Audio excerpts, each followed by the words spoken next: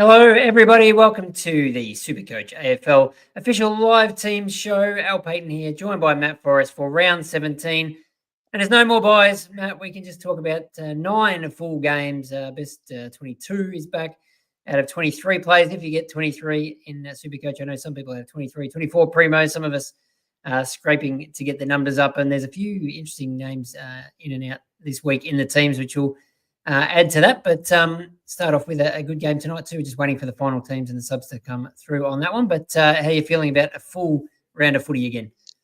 It's wild. It feels great to have 9 games of footy back. It's slightly bittering to realise that there are 2 Friday night games. I don't know how that happened. Yeah, that is weird.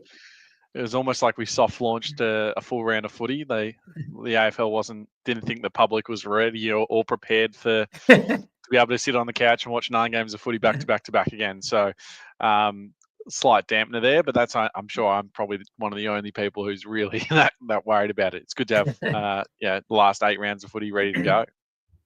And I can quickly tell you, I don't think there's been any late changes in the subs tonight. Lockie McNeil for the Dogs and Robbie Hanson Jr. again for North. So I can't see anything suggesting any late changes, which means Harry Sheezel was definitely playing, which is what a few people were worried about. We may as well get straight into this one because there were a few changes for these a big Thursday night centenary, is it, game, big celebration game for North. Obviously, they don't have an amazing record in their marquee games of late, so they'll be hoping to reverse that tonight. But, the Doggies are going okay as well, but they've got a few outs. Luke McDonald's out, Luke Parker's out, Jack Darling injured, Wardlaw, of course, concussed, and they're managing Zach Fisher, so that's pretty rough if you're Zach Fisher, I think, with all these other outs. And Finbar Maley comes back in. Zach Dersma gets another go.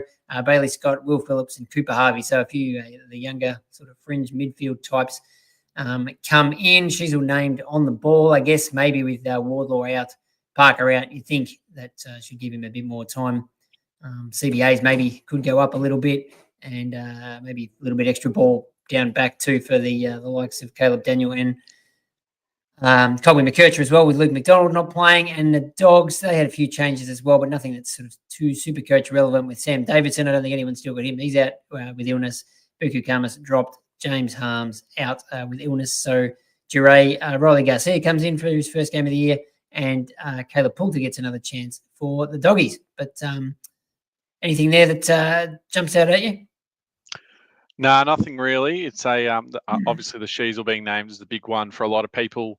McKercher being named on the half-forward flank. I feel like that's happened to him a couple of times in the last few weeks, but he seems to be playing down at half-back. But I guess we'll see where he lines up, in an hour's time. Yes, fair point. But he's been going pretty, averaging over 30 touches since he's been moved to that half-back role. So I think it'd be pretty stiff if he didn't play there tonight. And confirming no late changes. So that's the Thursday night game. And as you say, 2 Friday nights, which is a bit unusual. But the first one is Carlton Collingwood, and plenty of changes at the Blues, which will have some impact for us in SuperCoach. Jordan Boyd out, Adam Sard, so he just got dropped. Adam Sard out, concussed. Jack Silvani's injured. Chincotta out, so that's interesting. Billy Wilson gets dropped after getting a couple of games. Lockie Young, he's also been dropped. And coming in, Lockie Cowan, Matt Carroll, both in. So I was a bit worried which one would get the nod, but they're both playing.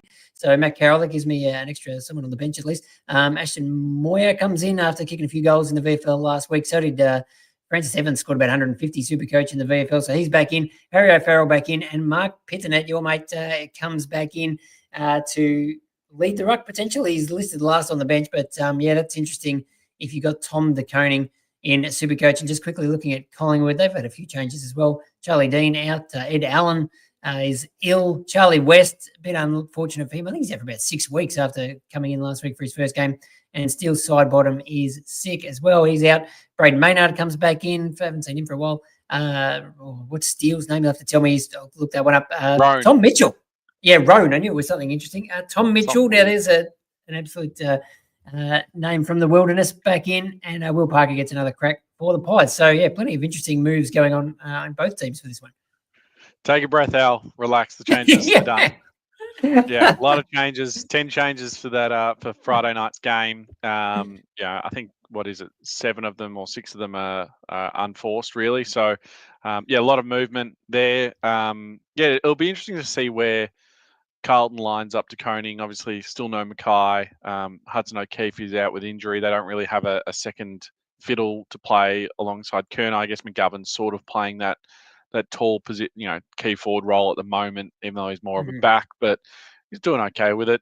Last time Pitnet played alongside De Koning, he was listed on the bench again, and De Koning was listed in the ruck. And that first centre bounce, Pitnet took it, and De Koning was a full forward. So, it'll be interesting to see where they line up. As we sort of talked about last time, Pitnet's not really a forward; he's a pure ruck, and we saw that against Tristan Cherry. So, whereas De Koning's a bit more versatile, so that'll certainly affect team selection there. But it's good to see, the axe was well and truly being swung. A lot of names have come in and out. I don't know if it's the right sort of changes to be making there. I feel like Billy Wilson's a bit stiff. Chincotta, I thought, has played okay in his first couple of games back. But a lot of changes. Collingwood also making a few changes. Rowan Steele will be interesting to see what role he gets. I'd imagine potentially as a sub. Where is he named? Oh, he's named on the field. There you go. On the wing. Good for him. Tom Mitchell, it'll be interesting to see where they play him. His position's sort of been swallowed up by Ned Long and his emergence in the footy world this year. So having another inside midfielder who can't really do anything else will be interesting for Collingwood. But I guess it's just the point of the season where there's, they want to see whether he's, eligible, I guess, for to run around next year, and whether he earns another contract. And you can't really do that playing VFL all year. They got to see where he's, if he can still deliver on the big stage. So it'll be interesting to see how he goes.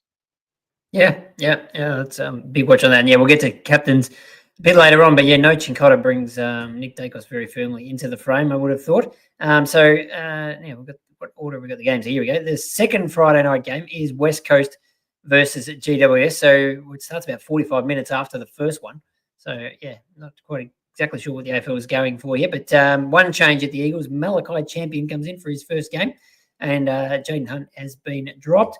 And for the Giants, a couple of changes. So we knew Lockie Whitfield was going to miss again with concussion. So that's pretty big for SuperCoach. And also Nick Madden out, which we did think was likely with Kieran Briggs available, which he is, so back from an ankle injury. So Madden goes straight out. So played 3 or 4 games and made a lot of money just in a very short amount of time for people who traded him in. But he's not playing this week.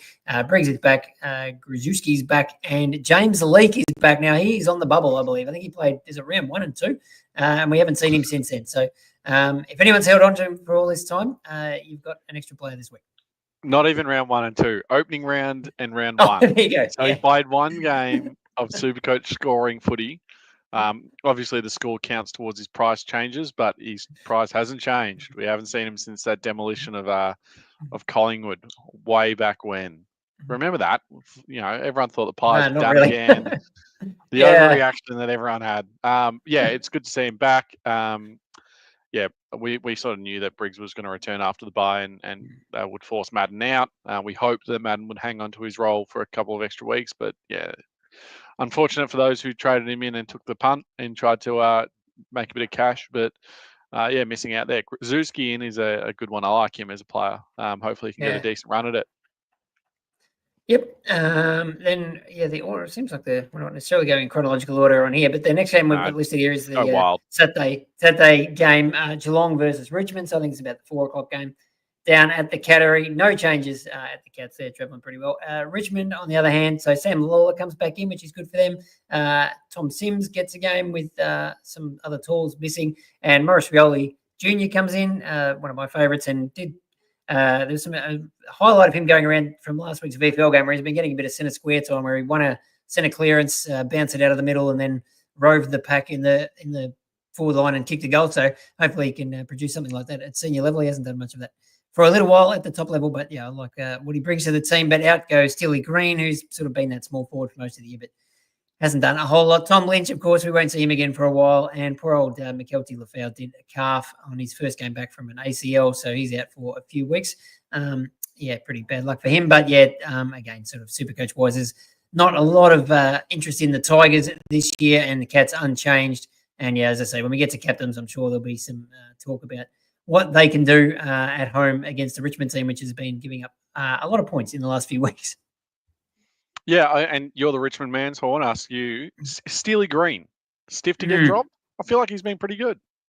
I think his pressure and that has been all right, but he hasn't kicked a lot of goals as a small forward. And then even the last couple of weeks, he's sort of dropped off on that front a little bit as well, and just hasn't been able to get his hands on the footy. I'd have to double check, but I think it was in a pretty low single digit disposal certainly last week. So sort of Morris has done enough to potentially get another chance. I mean, we've got a few players in that sort of small forward role, a bit like some other clubs that are sort of rotating around, trying to find the one that's going to work. But it's going to be pretty hard work in the Richmond forward line, I think, this week, especially, no Tom Lynch. So they've named Lawler at full forward, Johnson Can't Fall wait to see in the Law pocket. leading So, out of the goal square. That'd be great. yeah.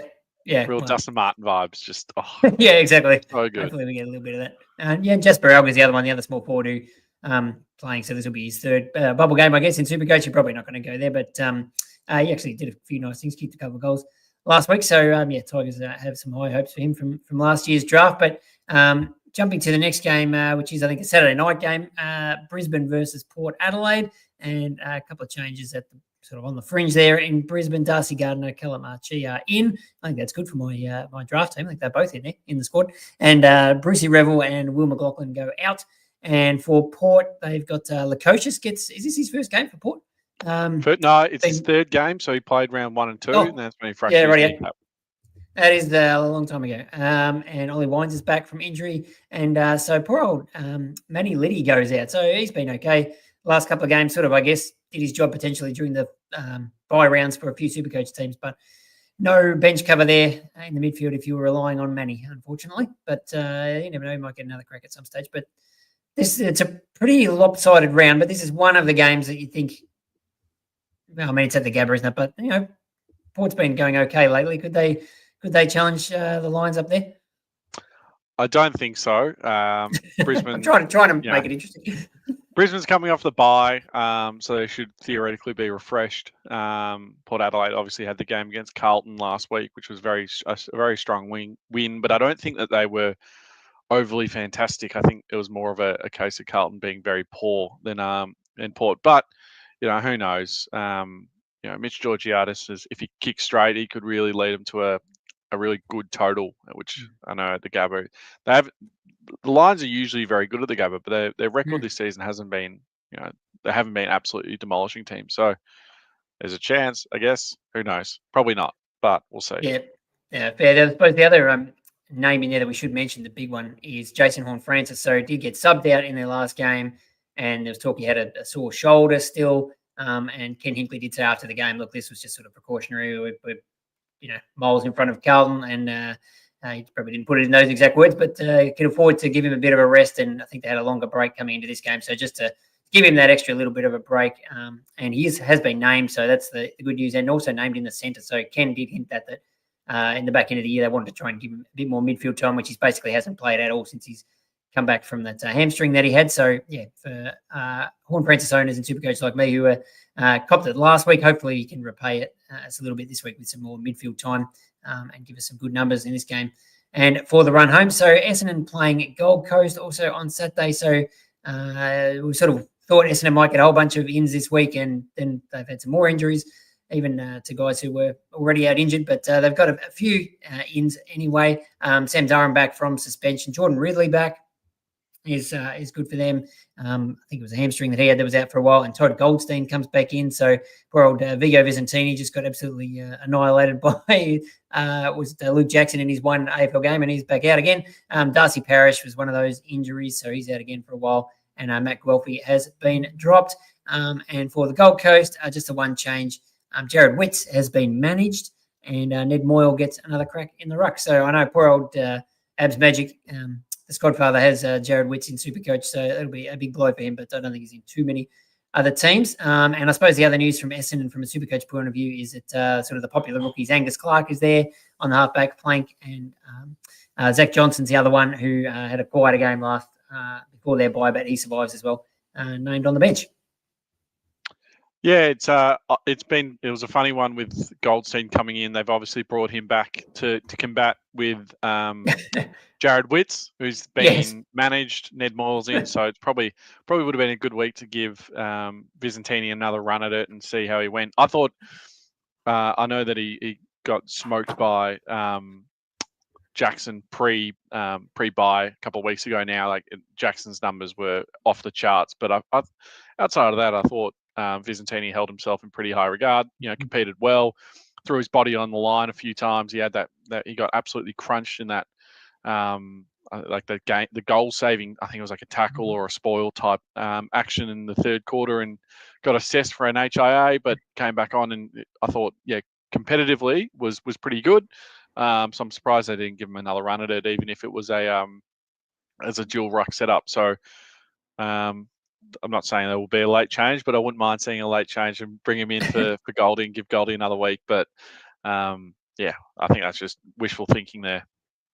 Yeah, if the Bombers knew what was happening with Wits, that they might have gone down that road. The other one's just quickly for Essendon and Archer May in the forward pocket there. So he's playing his bubble game at 99K. Rookie and SuperCoach. I know a few people are bringing him in, so just handy to have him there. You wouldn't want him on field, but good that he keeps getting games, maybe make a little bit of money. And Zach Merritt named in the middle, so it'll be interesting to see what happens with him in the run home. He's sort of been thrown all over the field, but there's been some talk that maybe he gets settled back in the guts for the next run of games, which would be handy. Certainly if you've got him in SuperCoach. Now, if we scroll back up on this article, I think I saw the Saints-Hawks teams up here, so that's the other Saturday night game. And St Kilda has brought back Angus Hasty, just about be his bubble game. I picked him at the start of the year, and then he's hasn't been in the team for a long time. And Brad Hill comes back in, and Jack Carroll and Toby Travalia have both been omitted. So, Hugh Boxall had some big numbers in the VFL, but couldn't quite force his way in. He's an emergency. And Alex Taru is on the bubble. I quite like him, but he's a little bit more expensive, unfortunately, in SuperCoach. And for the Hawks, Josh Weddle out for a while. So it's another injury blow for Hawthorn. And Sam Butler, that was sort of came out of nowhere a bit, that he's going to miss a couple of weeks. So pretty unlucky if you brought him in for his bubble game last week. But a couple of decent ins in, some really good ins for the Hawks in James Sicily's back, and also James Warp. Yeah, Butler 1 to 2 weeks has got that sort of leg soreness from around where he broke it pretty horrifically last year. So, hopefully it's a pretty short-term layoff, and he's back into the senior side soon. Sicily is probably the perfect week to bring him back now that Weddle's out for just about the year. He doesn't have the same pace, but obviously playing in a 3-tall back line will suit him much better.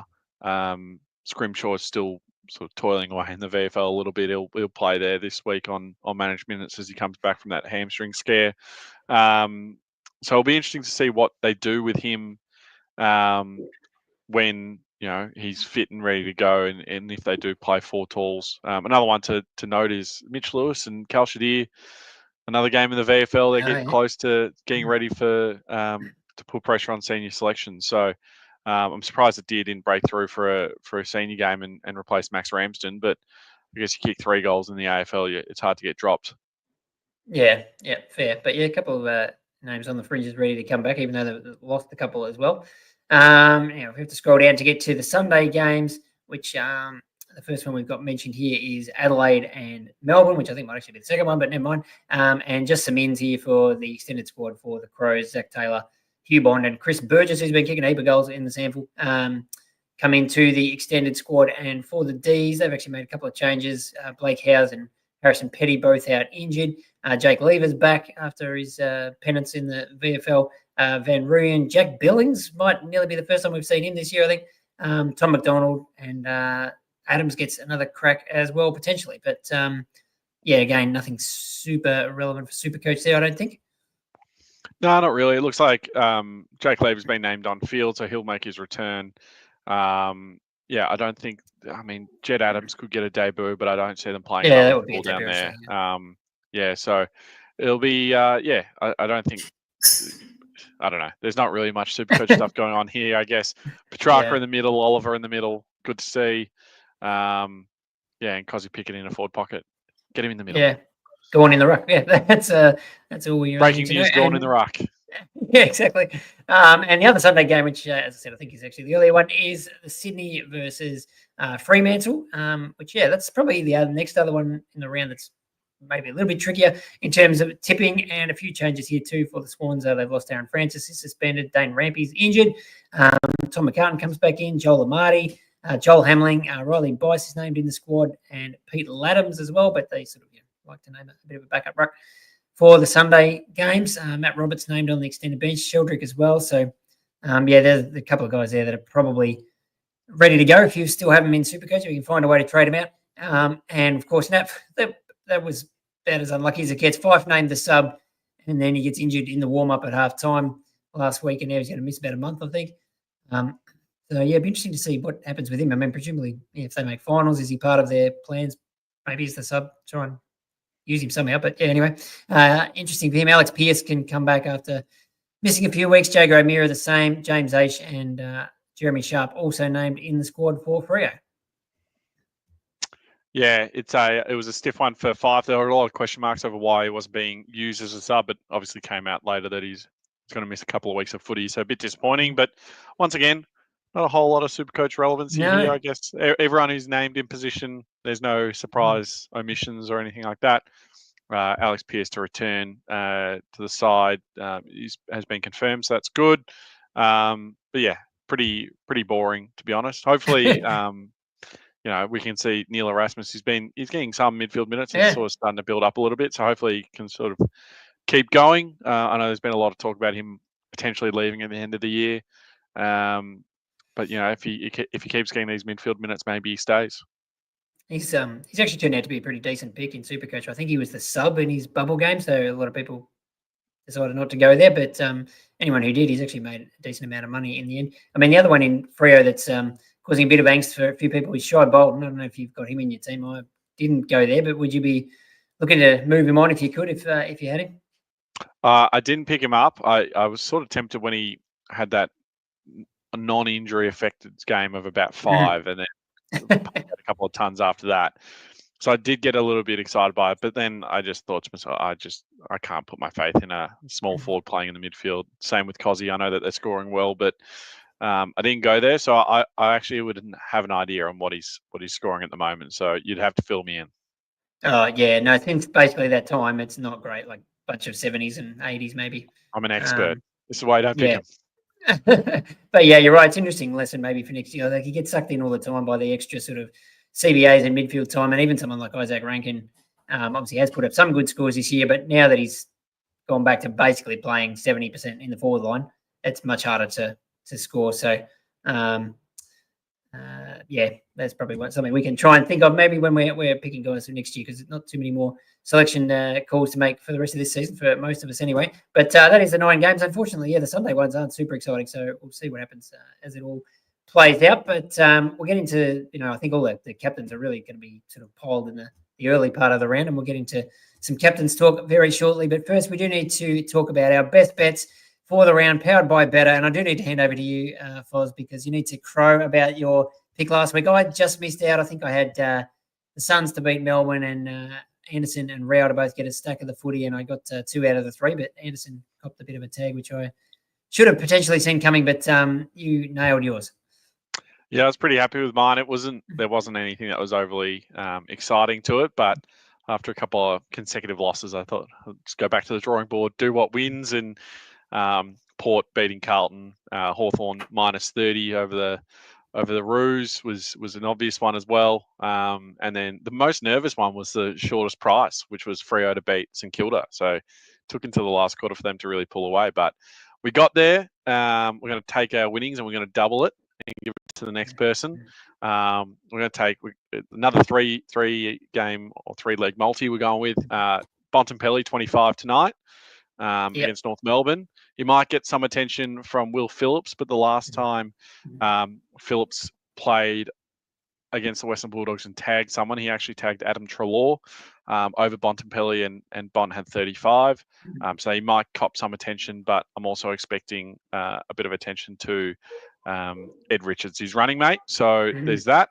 I'm then going a bit rogue, and I'm taking Freo over Sydney, which is paying $2.40 at the SCG. So I'm a bit surprised by that. But I just feel that they're on a streak of wins. Sydney's season is done. So I'm thinking that Freo's got a lot more to play for.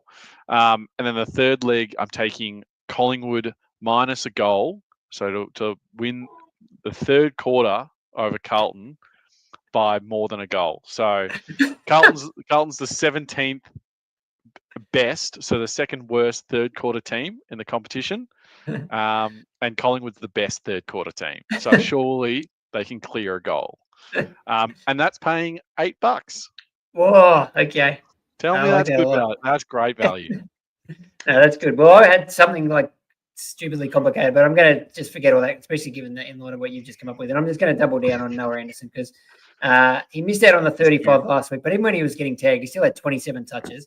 And so I'm going to go for him to get 35 plus again against that. Now, Essendon there is no tagger in the Essendon team. They've got a heap of injuries. They're playing a bunch of inexperienced players.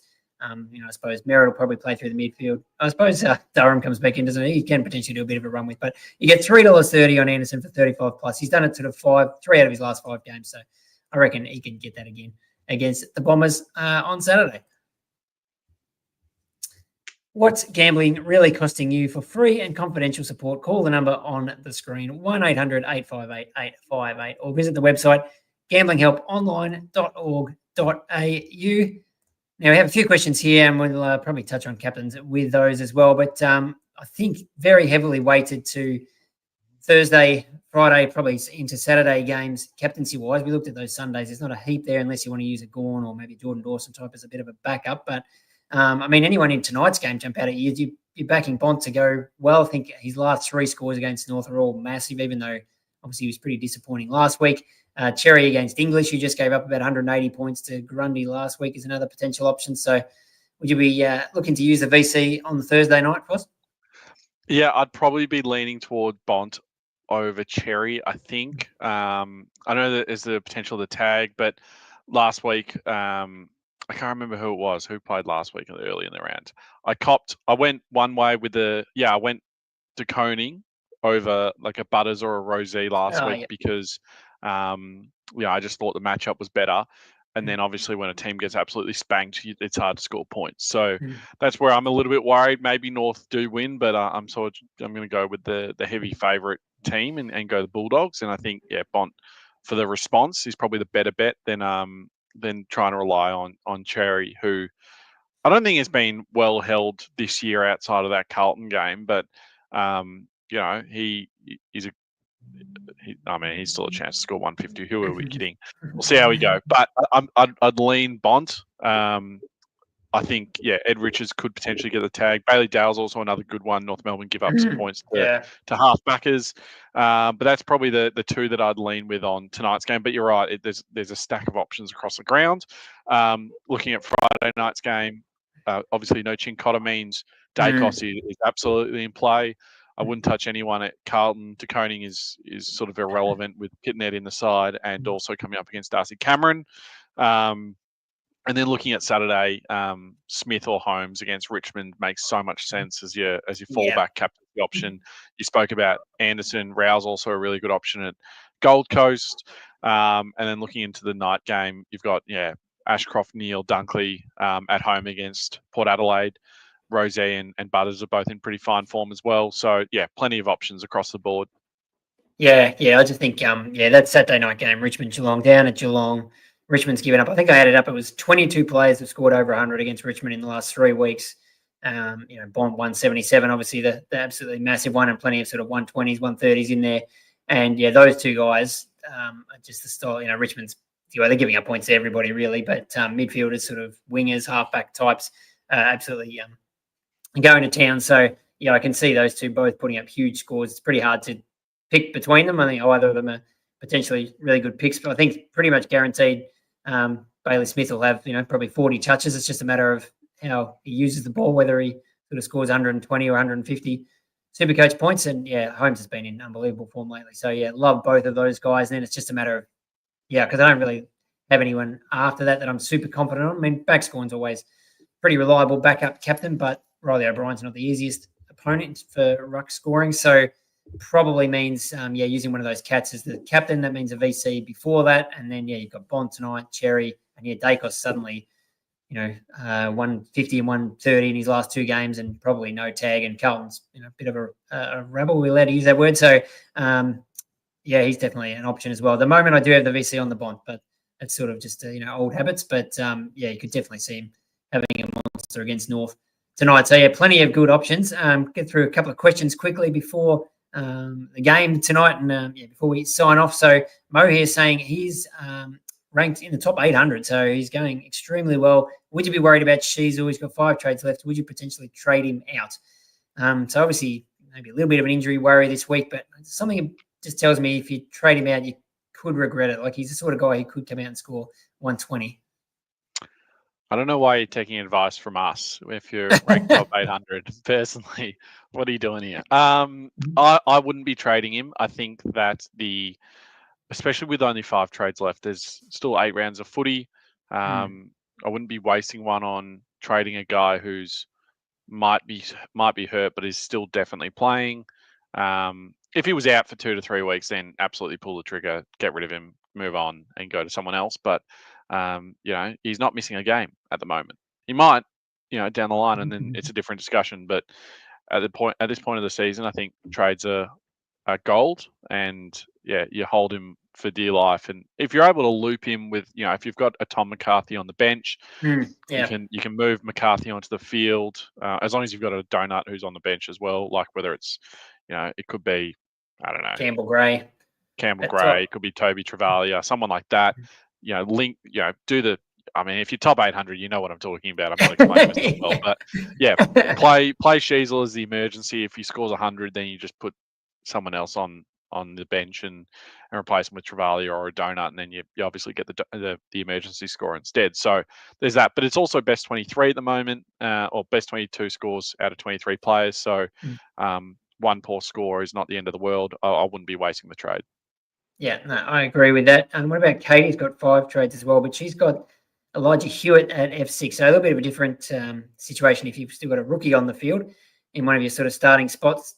Seems like hopefully you could do this in one trade, get him to a Matt Kennedy, or would you keep the trade in your back pocket and hang on to? I mean, Hewitt's been scoring quite well, but I think I'd be tempted to turn him into a proper sort of primo, 95 plus scorer. Kennedy's been very consistent.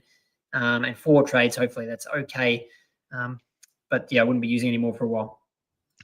Yeah, I'd probably, as long as it's one trade and a clean, clean strike, I'd probably be doing it. I'd be happy to.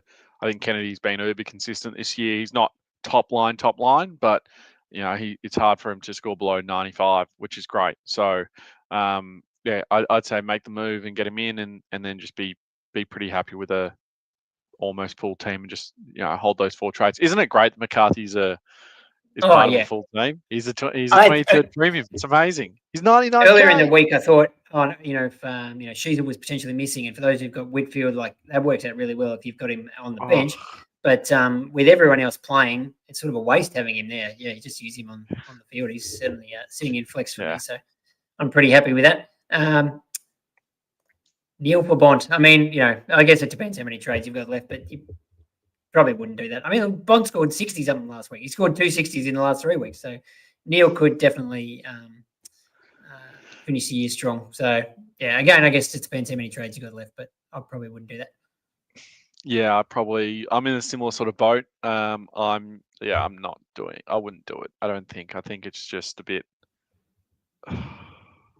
There's so many points he could score though. No, don't do it. Don't well, tonight, we're both saying make it captain. No. So I think it's not a move. I think I don't know. I don't know. Yeah, maybe. I don't know. I don't know why you're asking me. A couple other quick ones.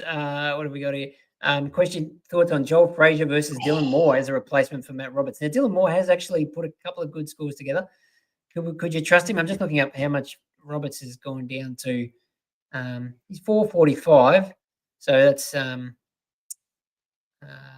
he basically hasn't changed since the start of the year. He went up to about 500, and now he's back down to roughly where he started. So, obviously you can't afford a top end premium with that, and even it's a bit of a jump to get to a Sam Darcy if you don't have him, or Juan Francis. Sort of it's another 50k, but I guess these guys are if you don't have any money in the bank, are either of those decent options? Yeah, I'd be more. I'd lean more Frazier than Moore. I just think that Moore he scored 4 tons for the year. I'm just looking at his stats now. 4 tons for the year, and 2 of them in the last 2 weeks. I don't know if that's sustainable scoring for him to keep scoring centuries. Whereas Fraser, I know that he was outstanding last week, and he's not going to do that every week. But I think he plays, further up the ground. Plays that midfield half-backy type role. I know he's been playing off a half forward a little bit as well. So he's probably going to be in more areas around the ground where he can get the ball and score. And the Dogs love him. And he's a great player. Yeah. It's amazing how quickly he's come on. Since he was drafted a couple of years, last 2 years ago.